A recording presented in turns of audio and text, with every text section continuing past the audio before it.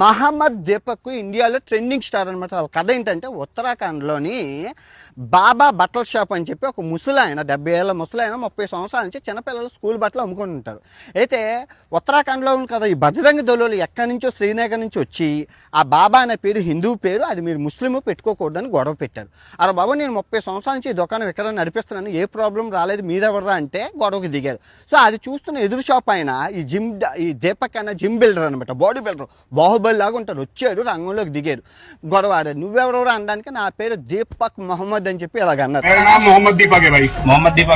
So అలాగనేసరికి వాళ్ళకి ఇంకా పిలకలు టచ్ అయిపోయి అమ్మ నా కొరక నువ్వు ముస్లిం ఓడు అని చెప్పి వాళ్ళందరితో ఫైటింగ్ ఆడారు. సో అది ఎంతవరకు వెళ్ళానంటే 150 మంది వచ్చి పోలీసులు, ట్రాఫిక్ జాములు, ప్రజలు రచ్చైపోయింది. ఈ నా కొడుకుకి పని పట్టలేదు. రాజ్యాంగం హక్కుల్లో చూసుకుంటే పేజ్ నెంబర్ 2203 ఆర్టికల్ 28లో రైట్ టు రిలీజియన్ దాంట్లో ఏముందండి,